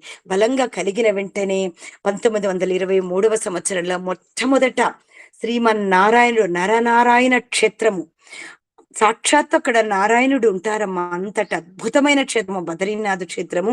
ప్రతి ఒక్కరూ జీవితంలో వెళ్ళి చూసి అక్కడ అష్టాక్షరి మంత్ర జపము కొన్ని లక్షల సార్లు చేయాలంట. అంత అద్భుతమైన క్షేత్రము బద్రీనాథ్ క్షేత్రము. అప్పుడు వెంటనే మొట్టమొదటగా ఆయన చేసిన ప్రయాణము బద్రీనాథ్ క్షేత్రము. అక్కడికి పోయి ఆ నారాయణుడి దర్శనం చేసుకోవడానికి దేవాలయం లోపలికి వెళ్తున్నాడంట. విపరీతంగా యాత్రికుల రద్దీ ఉందంట, అంత తోసుకుంటున్నారంట, ఒకరినొకరు తోపులాట ఎక్కువగా ఉండిందంట. అయితే అలా నెట్టుకుంటూ వెళ్తూ ఉంటే నాకు కొంచెం కష్టం అయింది. ఆ గుడి బయట 2 బ్రాహ్మణులు కాపలా ఉన్నారంట. ఉంటే అక్కడ అక్కడ అక్కడ కొంచెం జనాలు తక్కువ. ఈయన ఏం చేశాడు, ఇక్కడ తక్కువగా వెళ్తున్నారు, ఇక్కడ ఎక్కువ తోపులాట ఉంది కదా అని ఆ పండాల దగ్గరికి వెళ్ళి, నేను ఇక్కడి నుండి నేను లోపలికి వెళ్తాను అని అడిగాడంట. అడిగితే వాళ్ళు చెప్పారంట, ఇక్కడ ఎవరైనా అనారోగ్యము, ముసలివారు, ఆరోగ్యం బాగలేక నడవలేని వాళ్ళకే ఈ ద్వారంలో నుంచి పంపిస్తాము, బాగున్న వాళ్ళందరూ ఆ ద్వారం దగ్గర నుంచి వెళ్ళాలి అని చెప్తారంట. చెప్తే వాళ్ళు చెప్తారంట, నీకు అనారోగ్యం ఏమైనా ఉందా, నీకు ఆరోగ్యం బాగలేకపోతే నీకు దారిస్తాము, నువ్వు వెళ్ళొచ్చు అని అన్నారంట. అప్పుడు ఈ రామదాస్ ఏమని చెప్తాడంటే, నాకు ఆరోగ్యం చాలా బాగుంది, నేను అలా వెళ్ళను. పండా చెప్తాడంట, పర్వాలేదు, నీకు బాగలేదు అన్నట్లు నటించు, ఆ లోపల ఎవ్వరు నిన్నేమనరు, లోపలికి వదిలేస్తాము అని చెప్తాడంట. అప్పుడు ఆయన చెప్తాడంట, సాక్షాత్తు నేను మొట్టమొదటిగా క్షేత్ర దర్శనాలు చేసుకోవాలని ఆ బదరీ నారాయణుడిని ఈ రకంగా అబద్ధం చెప్పి, మీరు చెప్పారని మీ మాట విని నేను అలా వచ్చి దర్శించుకోవడము నాకు ఇష్టం లేదు. ఎందుకంటే నేను నమ్మిన రామచంద్రుడి ఆజ్ఞకు ఇది విరుద్ధం అని చెప్పి ఆయన ఆ ద్వారం గుండా పోవడానికి తిరస్కరించి, ఆయన అందరూ ఎక్కడైతే ఎక్కువగా జనాలు ఉన్నారో అక్కడికే వెళ్ళబోయినాడంట. అక్కడ ఉన్న పండాజీ అప్పుడు, ఎంతటి సత్యమూర్తివి నువ్వు, రాయనాయన నేనే నిన్ను పంపిస్తాను లోపలికి అని చెప్పి ఆయన చెయ్యి పట్టుకొని ఈ యొక్క స్వామిని, ఈ రామదాసును లోపలికి తీసుకెళ్లి బద్రీనారాయణుడి దగ్గర 10 నిమిషాలు నిలబెట్టి దర్శనం చేయించి, ఆ బద్రీనారాయణుడి పాదాల దగ్గర ఉన్న ప్రసాదాన్ని కూడా ఈయనకి ఇచ్చి ఎంతో ప్రేమగా భక్తిగా ఈయనను సాగనంపాడు. అప్పుడు ఈయన అనుకుంటాడు, నా రాముడిని నమ్ముకున్నా, నా రాముడు చెప్పిన సత్యాన్ని నమ్ముకున్న ఫలితంగా నాకు ఈరోజు ఇంతటి అదృష్టం కలిగింది కదా అని చెప్పేసి ఆయన అనుకొని బయటికి వస్తారంట. అలా ఆయన జీవితంలో ఎన్నెన్నో ఆయన యొక్క సమయాన్ని వృధా చేయకుండా ఆయన భగవద్గీత మహోన్నత గ్రంథము, మన పవిత్ర గ్రంథము భగవద్గీతను ఎంతో క్షుణ్ణంగా ఆయన చదివారు. ఆ తర్వాత ఆ బుద్ధుడి యొక్క చరిత్ర, బుద్ధ చరిత్ర, ఆ తర్వాత సిక్కుల యొక్క పవిత్ర గ్రంథము, క్రైస్తవుల యొక్క పవిత్ర గ్రంథము బైబిల్, ఇలా అలా అన్ని గ్రంథాలు చదివి అన్ని గ్రంథాల సారంగా శ్రీరాముడే సత్యము, నారాయణ స్వరూపుడు, ఆది నారాయణుడు రామచంద్రుడు అనే సత్యాన్ని ఈయన గ్రహించాడంట అన్ని గ్రంథాలు చదివి. అలా బుద్ధుడి మాటలలో ఈయన తెలుసుకున్న అన్ని గ్రంథాలు చదివి అన్ని గ్రంథాలలో కూర్చున్న సత్యాన్ని తెలుసుకొని రామచంద్రుడే సత్యము అనే సత్యాన్ని ఈయన నిరూపణ చేసుకున్నాడంట.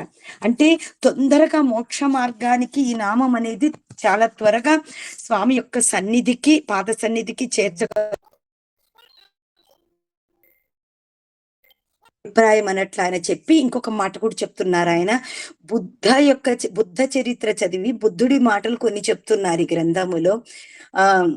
బుద్ధుడు ఏమని చెప్పారంట, నా హృదయం అనేది ఒక బంగారు పంజరంలో పడి బ్రతుకుతూ ఉంది, సత్య అన్వేషణ అది నేను చేయాలనుకుంటున్నాను, కాబట్టి దీనిని వదులుకోవలసిన కాలము సమీపించింది. ఆయన ఇంక నుంచి మానవులందరికీ మేలు చెయ్యాలి, సత్యమే మాట్లాడాలి, ఆ సత్య మార్గము నాకు లభించేదాకా నేను ఆ సత్య మార్గాన్ని విడవకుండా వెతుకుతాను, పంజరములో ఉన్న నా హృదయంని బయటికి తీసుకొని వస్తాను అన్నట్లు ఆ బుద్ధ చరిత్రలో ఈయనకు ఈ యొక్క వాక్యాలు ఈయనకు చాలా నచ్చినాయంట. అది కూడా ఈ గ్రంథంలో ఆయన తెలియజేశారు. తర్వాత జీసస్ క్రీస్తు చెప్పాడు, నా కొరకు ఇంటిని, సహోదరులను, తల్లిదండ్రులను, భార్యా బిడ్డలను, భూమిని విడిచిన ప్రతి ఒక్క మానవుడు కూడా ఇవన్నీ వదిలాడంటే దానికి 100 రెట్ల సంతోషాన్ని పొందుతాడు, అమర జీవనాన్ని ఆ మానవుడు పొందగలడు అనే విషయాన్ని ఆ బైబిల్ పవిత్ర గ్రంథంలో జీసస్ క్రీస్తు కూడా ఆ రకంగా రాశాడు. అంటే భగవత్ స్వరూపమే కావాలి అనుకుంటే అందుకు 100 రెట్ల ఆనందాన్ని పొంది ఒక అమర జీవితం అనేది ఆ యొక్క సాధకుడికి వస్తుంది అనే విషయాన్ని ఆ గ్రంథంలో కూడా అటువంటి విషయమే ఉందనేది ఈయన తెలుసుకున్నాడు ఆ సత్యాన్ని. తర్వాత మన పవిత్ర గ్రంథం అయిన భగవద్గీతలో కూడా సర్వధర్మాన్ పరిత్యజ్య మామేకం శరణం వ్రజ అంత్వా సర్వ పాపేభ్యః మోక్ష ఇష్యామి మా శుచః. సర్వధర్మాలను పరిత్యజించి నన్నే శరణు పొందు, నేను నిన్ను సర్వ పాపాల నుండి కూడా నిన్ను విముక్తుడిని చేస్తానని కృష్ణుడు చెప్పిన మాటలు. అంటే బుద్ధ చరిత్రలో కానీ, బైబిల్లో కానీ, గురునానక్ సిక్కుల యొక్క పవిత్ర గ్రంథంలో కానీ, భగవద్గీతలో కానీ అన్నిట్లో కూడా చెప్పిన సత్యమంతా, దానిని క్రోడీకరి సత్యమంతా ఒకటేలాగా ఉంది. అలా విశేషమైన గ్రంథాలన్నీ చదివి ఆ గ్రంథాల యొక్క సారం ఆయన మీద, విశేషమైన ప్రభావాన్ని ఆయన మీద చూపించింది. చివరికి తన సర్వస్వాన్ని ఇవంతా తెలుసుకొని రాముడే సత్యము అనే విషయాన్ని తెలుసుకొని అన్నీ పరిత్యజించి సంసారిక ప్రపంచాన్ని విడుచుటకై గట్టిగా ఇంకా నిశ్చయించుకున్నాడు ఆయన. అంటే మనందరం ఈయన చెప్పాడు మీరు కూడా సంసారాలు వదిలేసి సన్యాసులు కండి అని చెప్పట్లేదు. ఆయన ఒక మహానుభావుడు కాబట్టి ఆ యొక్క ప్రయత్నం చేశాడు. ఆ యొక్క మార్గంలో 10 అడుగులు వేయడానికంట మనందరం కూడా ప్రయత్నం చేస్తే మన యొక్క ఏమంటారు మన పాప కర్మలు, సంచిత మన పూర్వజన్మలో చేసుకున్న కర్మరాశంతా కూడా దగ్ధమవుతుంది. అటువంటి మహానుభావుల్లాగా మనం కావాలంటే పూర్వజన్మ పుణ్యం కూడా ఎంతో ఉండాలి.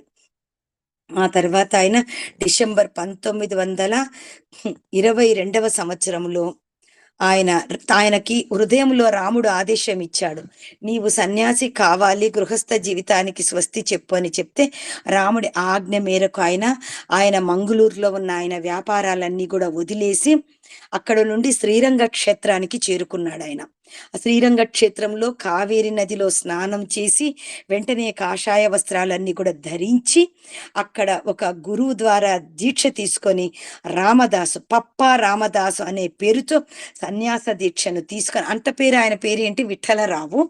ఇక్కడ ఎప్పుడైతే ఆయన సన్యాసం తీసుకున్నాడో ఆ రోజు నుంచి ఆయనకు పప్ప రామదాసు అనే పేరు ప్రసిద్ధికి ఎక్కినాడు. ఆయన ఆ రోజు నుంచి ఆయన తీర్థయాత్రలు కూడా ప్రారంభించాడు. ఆ తీర్థయాత్రలు బద్రీనాథ్ క్షేత్రము మొట్టమొదటగా చేశాడు. నెక్స్ట్ శ్రీరంగ క్షేత్రంకి వచ్చాడు, సన్యాస దీక్ష తీసుకున్నాడు. అక్కడి నుంచి ఇంకా మొత్తము మన భారతదేశంలో ఉండే అన్ని తీర్థయాత్రలు తిరగాలని నిర్ణయించుకొని సన్యాసి దీక్ష తీసుకున్నాక 3 నిర్ణయాలు తీసుకున్నాడు. జాగ్రత్తగా మనందరం కూడా వీలైతే ఆ నిర్ణయాలకు మన ఆయనను ఫాలో కావడానికి ప్రయత్నించాలి. ఇప్పటి నుండి ఈ జీవితము సంపూర్ణముగా రాముడి ఏ సమయం దొరికితే ఆ సమయము రాముడి గురించి ధ్యానము, రాముడి గురించి జపము, రామాయణము చదవడము, భాగవతము చదవడము, రామనామాన్ని అనుక్షణము మనసులో అనుకోవడము, అలా రాముడి సేవకే నా యొక్క శరీరము వినియోగించబడుతుంది. తర్వాత నా కంటికి కనిపించిన ప్రతి స్త్రీ కూడా నాకు తల్లి. పూర్ణ బ్రహ్మచర్యము, తిరిగి పూర్వాశ్రమములో ఉన్న నా భార్య నాకు కనిపించిన తల్లితో సమానము అని ఆయన అందరినీ కూడా తల్లి భావంతో స్వీకరించి పూర్ణ బ్రహ్మచర్యం అవలంబించాలి అనుకున్నాడు. తర్వాత ఈ దేహము ఎవరైనా ఇచ్చిన భిక్ష లేదా దానము చేత దొరికిన ఆహారము చేతనే ఈ శరీరము పోషించబడాలి. శరీర పోషణ కొరకు ఏ యొక్క వృత్తి నేను చెయ్యను అని అనుకుంటాడు ఆయన. అనుకొని వెంటనే శ్రీరంగ క్షేత్రంలో ఆ రంగనాథ స్వామిని దర్శించి అక్కడి నుండి మధుర మీనాక్షి దగ్గరికి వెళ్ళి అక్కడ నుండి చిదంబరము మొదలైన పుణ్యక్షేత్రాలు చేరి అక్కడి నుంచి పాండిచ్చేరికి చేరుకుంటాడు. పాండిచ్చేరిలో అక్కడ ఒక మహాన్ యోగీశ్వరుడు ఉన్నాడు, అరవింద స్వామి అని. ఆయన దగ్గరికి వెళ్ళి ఏకాంతంలో ఉండి మౌనంగా అక్కడ కొంతసేపు జపం చేసుకొని ఆ యొక్క అరవింద యోగీశ్వరుడి దర్శనం అవుతుందా అని ప్రయత్నించాడు. కానీ అక్కడికి వెళ్తే అక్కడ ఉన్న ఆయన శిష్యులు చెప్తారు, స్వామివారు ఏకాంతంగా మౌన దీక్షలో 1 సంవత్సరం వరకు ఉన్నారు.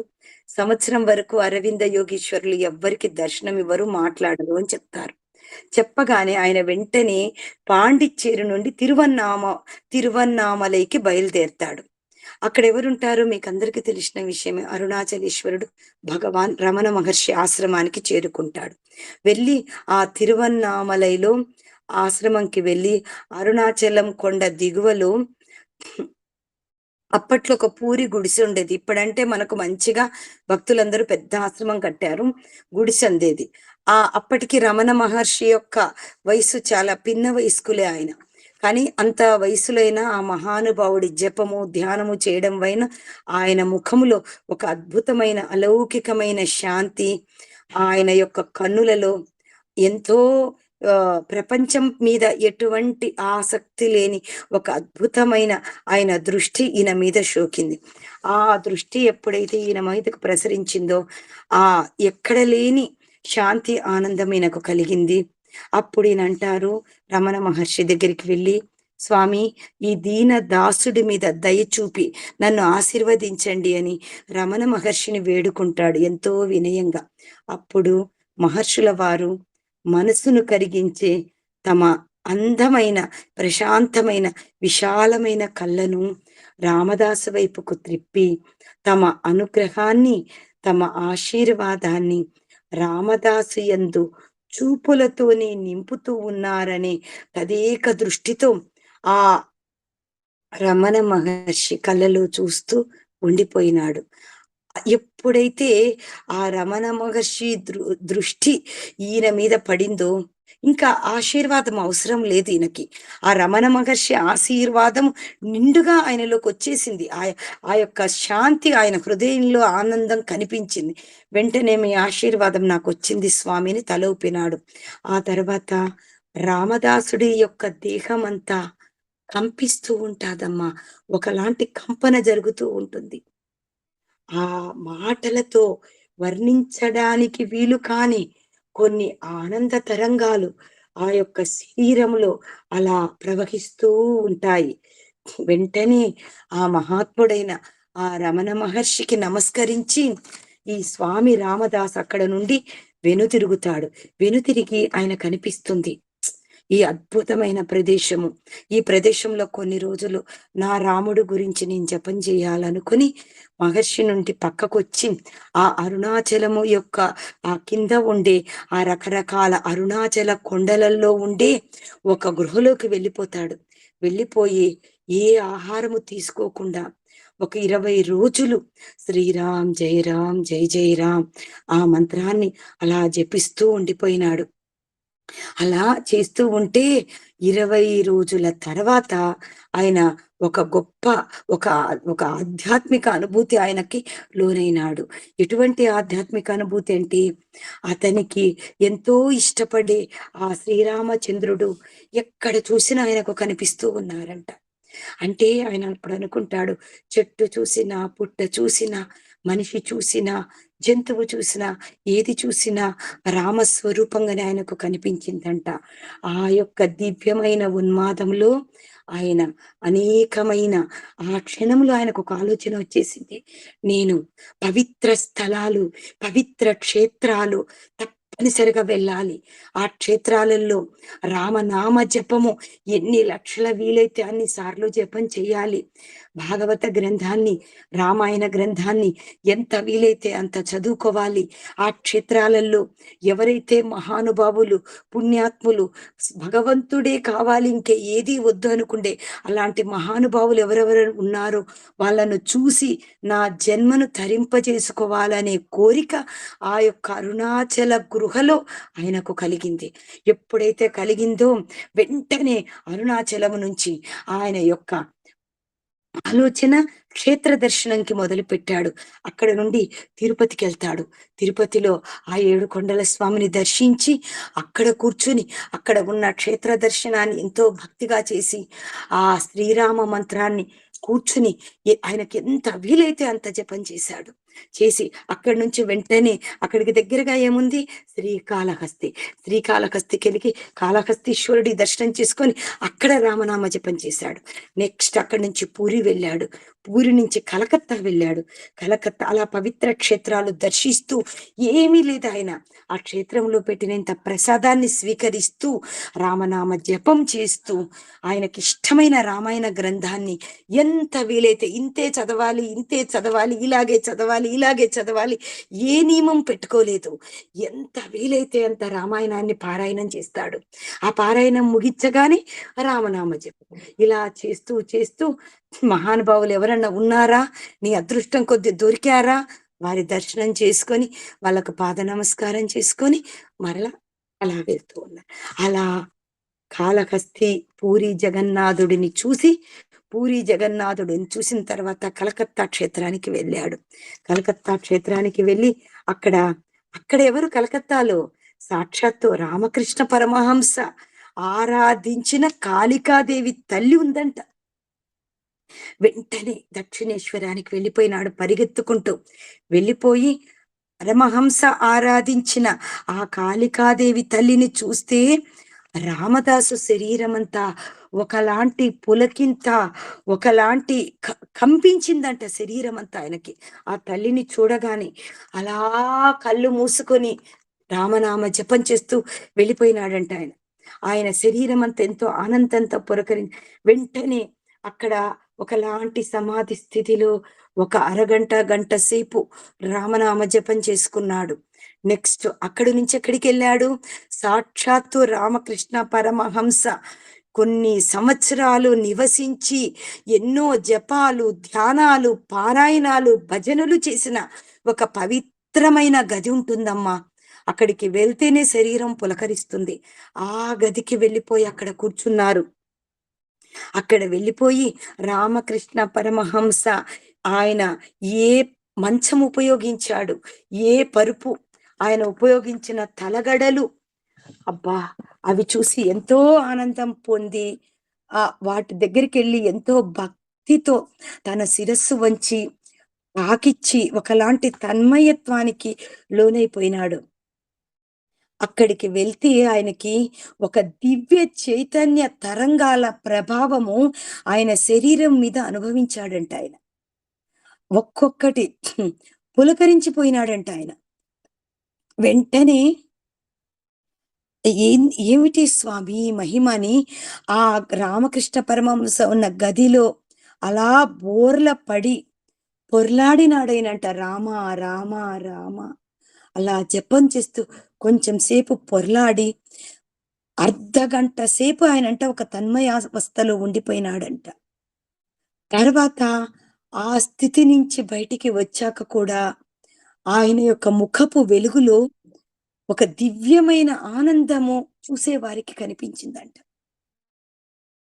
అటువంటి స్థితిని పొంది అక్కడ కూడా కొంతసేపు రామనామ జపం చేసుకొని ఆ సమయాన్ని సద్వినియోగం చేసుకున్నాడు. ప్రతి క్షేత్రంలో కూడా ఎక్కడ కూడా దుర్వినియోగం చేయలేదింకాయన.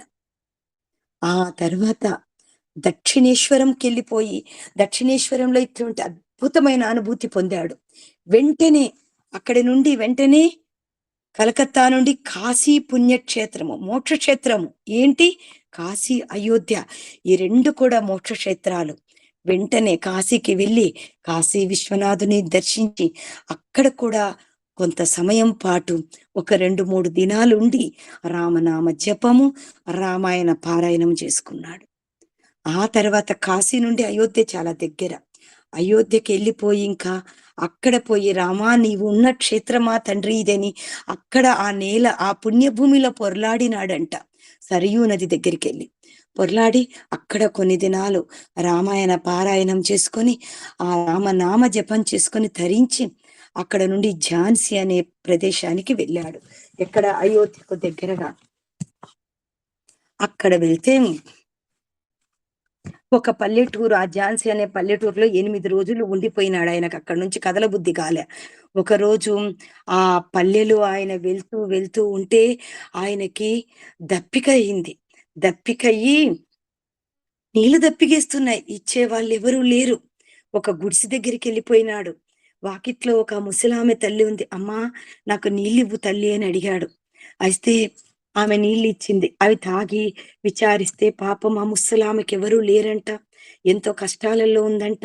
నేను ఒంటరిదానిని, భయము, చింతలతోని నా జీవితమంతా గడిచిపోతుంది స్వామి. నువ్వెవరివయ్యా? నా గుడిసె దగ్గరకొచ్చి నీళ్ళడిగావు అని అడిగిందంట. అని వెంటనే నిన్ను చూస్తుంటే ఏదో ఒక భక్తి భావము నా హృదయంలో మెదులుతుందని ఆ ముసలామె ఆయన పాదాలకు నమస్కారం చేసి ఏడవడం మొదలుపెట్టిందంట తల్లి.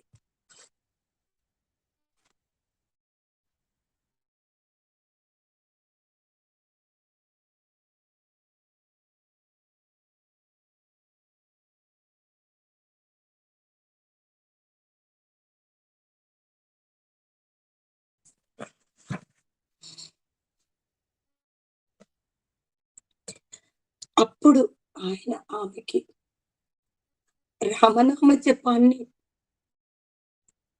మంత్రోపదేశం చేశారు.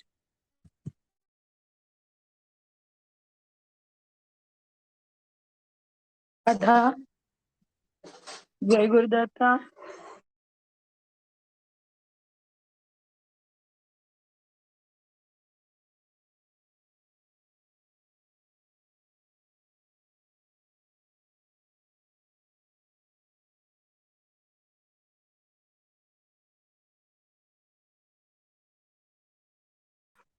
మ్యామ్ లాంగ్ బ్రీత్ తీసుకోండి, ఏం కాదు. మేడం గారు తన్మయత్వంలో ఉన్నారు. అందుకే లాంగ్ బ్రీత్ తీసుకుంటే కొంచెం తగ్గుద్ది.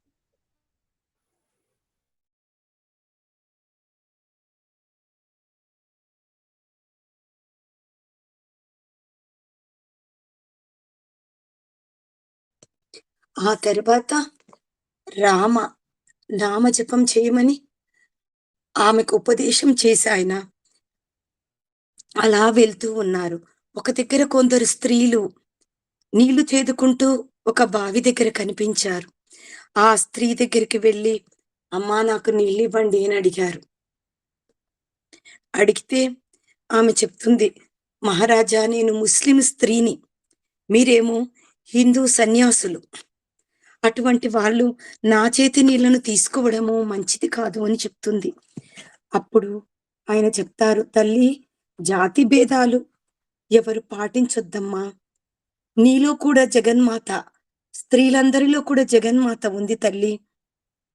నేను నీ బిడ్డను, నీ బిడ్డకు మంచినీళ్ళు ఇవ్వడానికి సందేహించవద్దమ్మా అని రామదాసు అంటే ఆ తల్లి ఎంతో ఆశ్చర్యంతో ఆనందంతో ఆయన దోసిట్లో నీళ్లు పోస్తే ఆ నీళ్లు తాగి అక్కడి నుండి ఆయన బయలుదేరుతాడు. ఆ రకంగా ఆ ఝాన్సీలో ఆ బయలుదేరి ఆయన హరిద్వారు కూడా మనకు మోక్షక్షేత్రమేనమ్మా. హరిద్వారు, ఋషికేశు, కేదార్నాథు, బద్రి గౌరీకుండం, బద్రీనాథ్ దాకా వెళ్ళి తిరిగి వచ్చే మార్గములో మధుర, బృందావనము, రాయపురము, అజ్మీర్లోని దర్గా, ద్వారక, నాసిక్, పండరీపురం ఇలా అనేక పుణ్యక్షేత్రాలు కూడా ఒక సంవత్సరం పాటు ఆయన పర్యటించి దక్షిణ దేశానికి వచ్చి హుబ్లీ అనే ఊరిలో సిద్ధారూఢ స్వామి అని ఒక గొప్ప మహానుభావుడు ఉండేవాడు. ఆ స్వామి ఆశ్రమానికి వచ్చి అక్కడ చేరుకున్నాడు. రామదాసు గారు మొదటి దశలో సంవత్సర కాల పర్యటనలో ఈ పర్యటన కాలంలో ఎంతో మందికి ఆయన ఆ పర్యటనలో రామనామ మంత్రాన్ని ఉపదేశం చేస్తూ వచ్చారు. ఆ ఉపదేశం చేయడంలో ఎంతో మంది ఆయనకు మిత్రులు, అభిమానులు సంపాదించుకున్నారంట. ఈ పర్యటనలో ఆయన రాత్రిళ్ళు ఈ రామాయణము, భాగవతము చదవడంలో, ఈ యాత్రలలో ఆయనకి నిద్ర అనేది స్వల్ప కాలమే నిద్రపోవడము, ఆ క్షేత్రంలో ఉన్న సమయం అంతా ఎంతకాలము ఆ రాముడి యొక్క దివ్య మంత్రాన్ని జపించడంలో ఆయన గడిపేసేవాడంట. మళ్ళా చెప్తారు ఆయన, ఏ భక్తుడైతే సంపూర్ణంగా నన్ను నమ్మి ఆశ్రయించి ఉంటారో అలాంటి వారిని ఆ రామచంద్రుడు బహు జాగ్రత్తగా రక్షిస్తాడు అనే విషయాన్ని ఈ రామదాసు తన అనుభవాల ద్వారా ఏ మాత్రము ఇందులో అస్సలు అనుమానము లేదు, ఇది సత్యము సత్యము సత్యము, నా జీవితంలో అనుభవించానని ప్రతి ఒక్కరికి చెప్పి ప్రతి ఒక్కరికి ఆ రాముడి మీద ఉన్న భక్తి అనేది దృఢపరిచాడంట ఆయన. కాబట్టి చెప్తాడు, ఓ రామా, నీ దీన దాసుడిని రక్షించడానికి నీ ప్రేమహస్తాలు ఎల్లవేళలా సిద్ధంగా ఉన్నప్పుడు అటువంటి దాసుడికి ఎవరు అపాయం చెయ్యగలరు? రామా, నీవు అన్ని ప్రాణులో ఉన్నావయ్యా. అసలు ఈ విశ్వమంతా ఎవరిలో ఉందయ్యా? నీలో ఉంది. నీ వ్యక్త స్వరూపమే కదయ్యా ఈ విశ్వము. ఎక్కడి నుంచి వచ్చింది? నీవు చూపించిన వ్యక్త స్వరూపమే ఈ ప్రపంచం. అంతా నీవేనయ్యా, ఇక్కడ ఎటువంటి భేదము లేదు, అంతా నీవే, జగమంతా రామమయం, రామా నీకు జయమగుగాక అని ఈ రకంగా చెప్తూ ఇంకొకటి ఆ మహానుభావుడు భగవత్ అన్వేషణము అని ఒక అద్భుతమైన పుస్తకాన్ని, భగవత్ అన్వేషణము అనే ఒక అద్భుతమైన పుస్తకాన్ని ఆయన రచించారమ్మా. చాలా ప్రపంచవ్యాప్తంగా ఎంతో పేరు చెందిన బుక్కు. ఆ పుస్తకాన్ని చదివి ఎంతో మంది రామభక్తి మార్గంలో ప్రవేశించిన వాళ్ళంట ప్రపంచవ్యాప్తంగా కొన్ని లక్షల మంది ఉన్నారు. అంతటి అద్భుతమైన బుక్తము భగవద్ అన్వేషణము అంట ఆ బుక్ పేరు. జై శ్రీమన్నారాయణ. ఆపదామపహర్తారం దాతారం సర్వసంపద లోకాభిరామం శ్రీరామం భూయో భూయో నమామ్యహం. ధర్మాత్మా సత్యసంధశ్చ రామో దాశరథిర్యది పౌరుషే చ ప్రతిద్వందః శిరైనం జహి రావణిం కాయేన వాచా మనసేంద్రియైర్వా బుద్ధ్యాత్మనా వా ప్రకృతి స్వభావాత్ కరోమి యత్ సకలం పరస్మై నారాయణాయేతి సమర్పయామి. శ్రీమన్నారాయణాయేతి సమర్పయామి. ఓం తత్ సర్వం శ్రీకృష్ణార్పణమస్తు. లోకా సమస్తా సుఖినో భవంతు. జై శ్రీమన్నారాయణమ్మ. మిగతాది రేపటి క్లాస్లో తెలుసుకోవడానికి ప్రయత్నం చేద్దాము. ఇప్పటికే మనకు 1:30 గంట దాకా అయింది. నాకు ఆయన మంత్రదీక్ష ఇవ్వడంతో శరీరంలో ఒకలాంటి స్థితి కలిగింది. కొంచెం సేపు అందుకే మాట్లాడలేకపోయినానమ్మా, అంతే. జై శ్రీమన్నారాయణ. జై శ్రీమన్నారాయణ. జై శ్రీమన్నారాయణ. నక్షత్ర రోజున రాముడు తనను రాధమ్మ నోటి చేత పలికిచ్చారు మేడం. రాధమ్మని రామదాసు భక్తి చేత రామదాసు భక్తి రూపమున మాకు చెప్పించారు. ఇచ్చిన మంత్రోపదేశంగానే తీసుకుంటాం ఇంక మీద ఈ రామల మంత్రము అందరము చేద్దామండి. చిన్న ఇది చెప్పు, సర్వధర్మాలు అంటే ఒక్కసారి అది ఏంటి, ఒక్కసారి అదొక్కటి చెప్పు రాధా. చెప్తాను. సర్వధర్మాలు పరిత్యజ్య మామేకం శరణం వ్రజ అహంత్వా సర్వ పాపేభ్యః మోక్ష ఇష్యామి మా శుచః. అడియేన్ రాధా రామానుజదాసి. జయ శ్రీమన్నారాయణమ్మ. ఇది వైష్ణవ మంత్రంలో చర్మ మంత్రంగా మాకు మా గురుదేవులు ఉపదేశించిన మంత్రము. చాలా అద్భుతమైన మంత్రము. ఇంకా కూడా దీంట్లో ద్వయమంత్రం అనే ఒక అద్భుత మంత్రం ఉంటుంది. శ్రీమన్నారాయణ చరణం శరణం ప్రపద్యే శ్రీమతే నారాయణాయ నమః. అంటే అనుక్షణము కూడా ఎటువంటి స్థితిలో మనము ఎటువంటి మైలలో ఏ స్థితిలో కూడా ఈ మంత్రాన్ని ఉపదేశం చేసుకోమని, అంటే ఎల్లవేళలా ఆ శ్రీమన్నారాయణుడి చరణాలని నేను పట్టుకొని ఉంటాను, నీవే నాకు దిక్కు అనేది ఈ మంత్రానికి అర్థము. ఇంక ఈ మంత్రానికి మనం అర్థము మొత్తము వివరంగా తెలుసుకోవాలంటే మనకు కనీసం ఒక 1 నెల రోజులు పడుతుందమ్మా. ఈ ద్వయ మంత్రం అంత అద్భుతమైన మంత్రం. ఇంకా అష్టాక్షరి మంత్రం అయితే కనీసం ఒక 6 నెలలు పడుతుంది తెలుసుకోవడానికి. మనం ఈ రామాయణం అయిన తర్వాత ఆ రామచంద్రుడి కృప ఉంటే తప్పనిసరిగా ఇవన్నీ మనము తెలుసుకోవడానికి ప్రయత్నం చేద్దాం. ముందుగా నిజంగా అమ్మ కాశీ పుణ్యక్షేత్రము వీలైతే ప్రతి ఒక్కరు రండి తల్లి. ఇప్పుడు చూడు రామదాస్, మనం అంతటి మహానుభావులం కాదు, కనీసం ఇటువంటి భక్తులను చూసి సంవత్సరంలో ఒక 10 రోజులమ్మా అలాంటి క్షేత్రంలో అందరం కలిసి రోజు కనీసం 10,000 సార్లు జపం చేద్దాం. అందరూ జపమాల తీసుకెళ్దాం, పూట భోజనం చేద్దాం. ఆరోగ్యం సరిగా లేని వాళ్ళు చేయకపోయినా పర్వాలేదు, ఇలా కూర్చొని 10 రోజులు మన కుటుంబంలో ఏమన్నా ఉంటే కూడా మీరేమంటారంటే, నేను ఇలా చెప్తున్నాను అనుకోవద్దండి మేడం, ఎందుకు ఇలా మమ్మల్ని, యాక్చువల్ గా మీ అందరికి వీలుగానే నేను వెళ్ళాలనుకున్నాను, కానీ నా కుటుంబంలో ఉండే అలా ప్రతి కుటుంబంలో కొన్ని ఇబ్బందులు ఉంటాయమ్మా.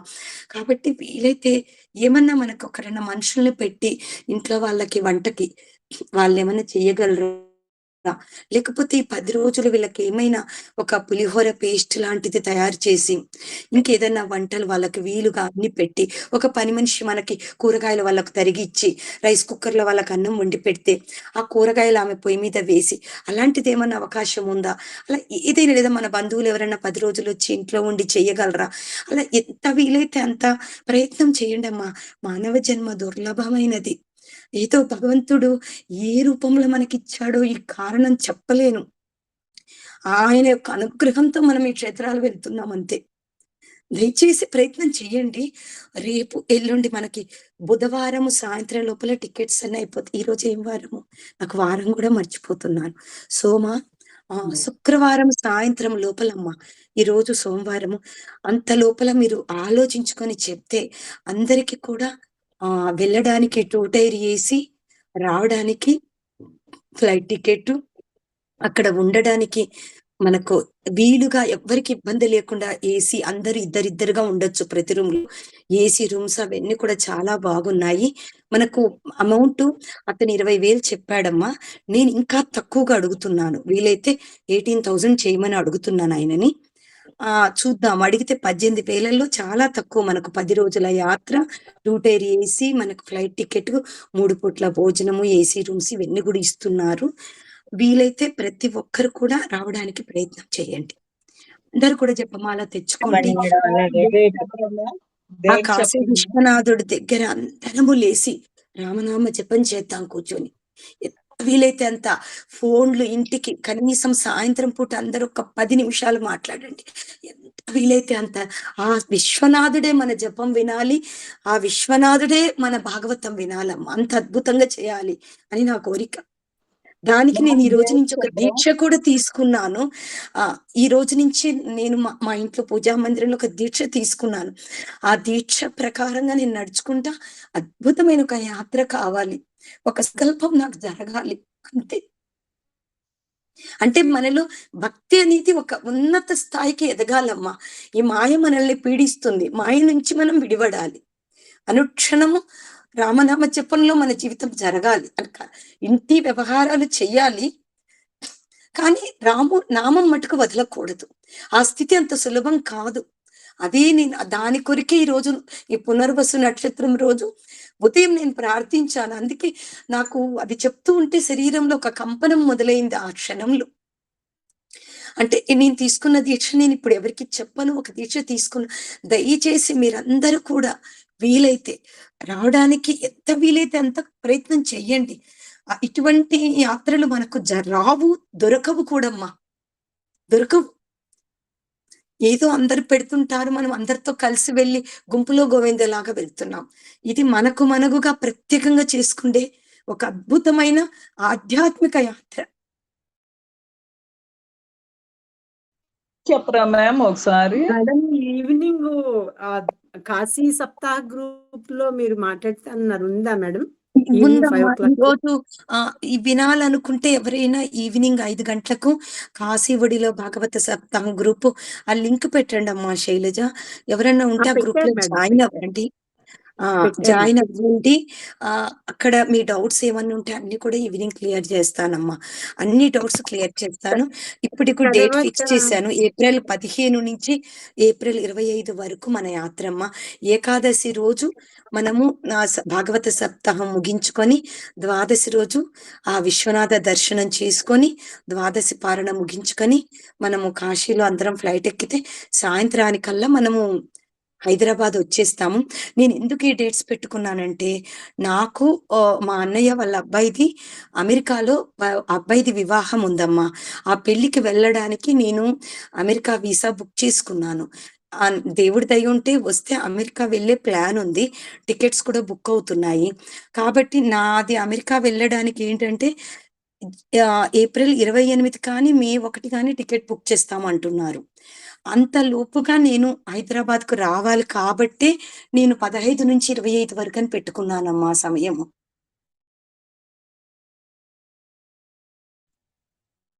కాబట్టి మీకు ఇంకా వివరాలన్నీ కూడా ఈరోజు 5 గంటల ఆ మీటింగ్ లో మీకు అన్ని చెప్తానమ్మా. జై శ్రీమన్నారాయణ. ఉంటానమ్మా. Okay madam. జై శ్రీమన్నారాయణ మేడం. జై శ్రీమన్నారాయణ అండి.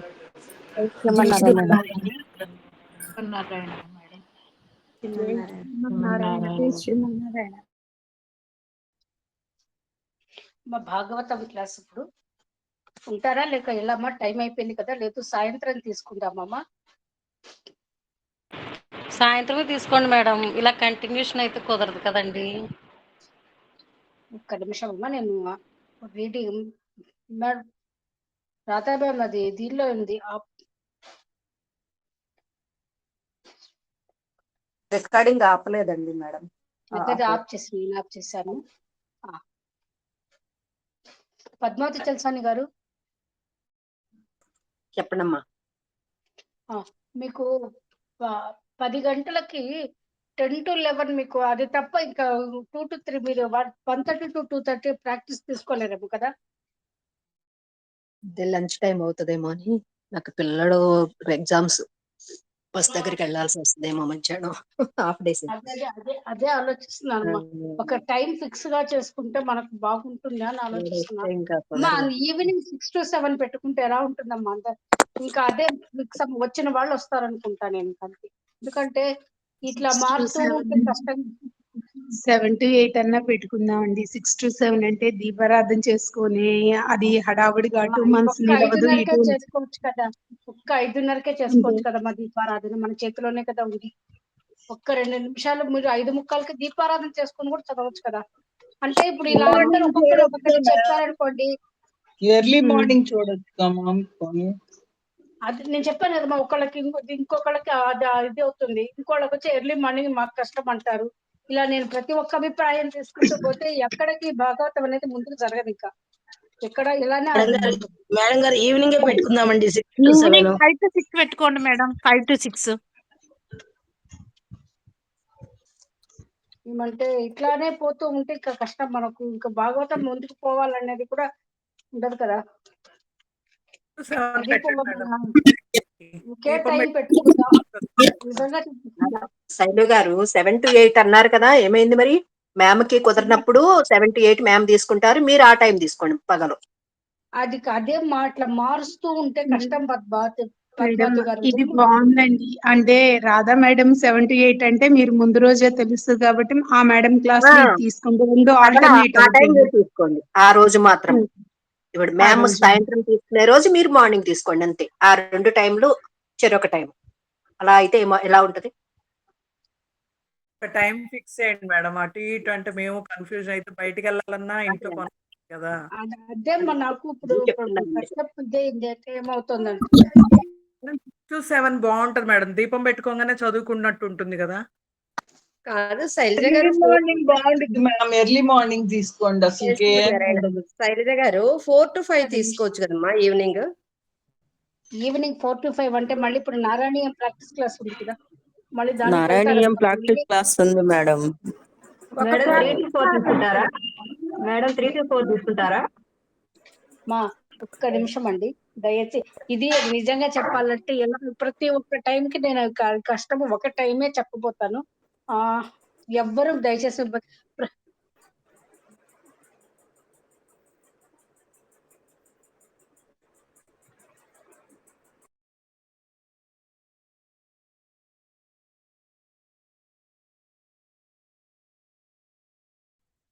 మేడం వినిపించట్లేదండి.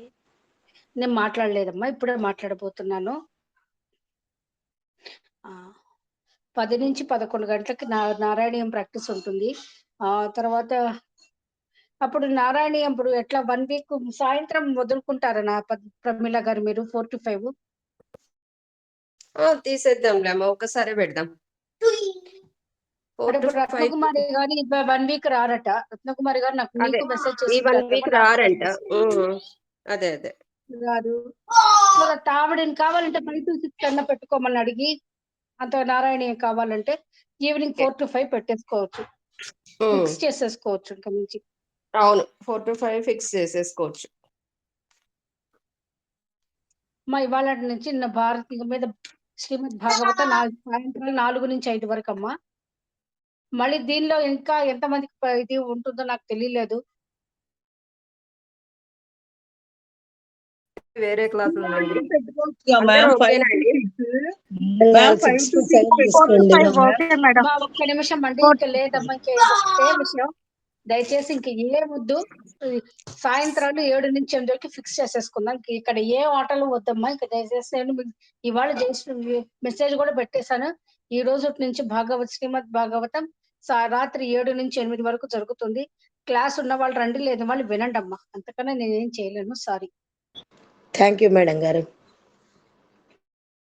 ఏమంటే ఇట్లనే పోతోంది. మళ్ళీ ఈ మార్చుకోవడాలు, తర్వాత అందరి అభిప్రాయాలను తీసుకుంటూ కూర్చుంటే చెప్పాను కదా, శ్రీమద్ భాగవత తృతీయ స్కంధం 23వ అధ్యాయంతోనే మన పరిసమాప్తి అయిపోతుంది. అమ్మ 4 కి మీకు ప్రాబ్లం ఏంటి? ఎవరికైనా క్లాసులు ఉన్నాయండి 4 కి? అవునండి, ఉన్నాయండి. ఉన్నాయండి. Okay okay. ఉన్నాయి, తక్కువ మంది ఉంటే కొన్ని పెట్టుకోండి ఆ టైం. ఏం క్లాసులు ఉన్నాయో 78 బానే ఉంది కదా మేడం, 78 కన్ఫర్మ్ చేసుకుందాం. ఆ టైం బాగుంటుందండి. అందరూ పని కూడా చేసుకుని వంటలు కూడా రెడీ చేసి కూర్చుంటారు. అందరికీ బాగుంటుందండి. అది అందరికీ బాగుంటుందండి ఆ టైం అయితే. ఎవరికి ఇబ్బంది ఉండదు. ప్రశాంతంగా దీపం పెట్టుకొని డిన్నర్ కూడా రెడీ చేసుకుని కూర్చుంటారండి ప్రశాంతంగా. అవును.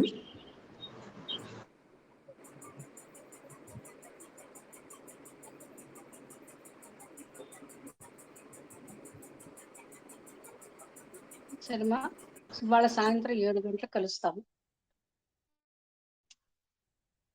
జయగురుదత్త, మేము మేడం ఒక చిన్న మాట మేడం. చెప్పండి అమ్మా. అదే కాశీ ఇంకా ఇప్పుడే నేర్చుకుంటున్నా, రావచ్చా రాకూడదా మేడం అడుగుతా అన్నారు కదా మీరు. ఒకసారి నాకు సాయంత్రం మీటింగ్ కి వస్తారు కదమ్మా, సాయంత్రం మీటింగ్ అదో చెప్పారు కదా మేడం, ఆ టైంలో ఉంటుంది రండమ్మా. అదే అంటే ఆ గ్రూప్ నేను ఇంకా అది లీవ్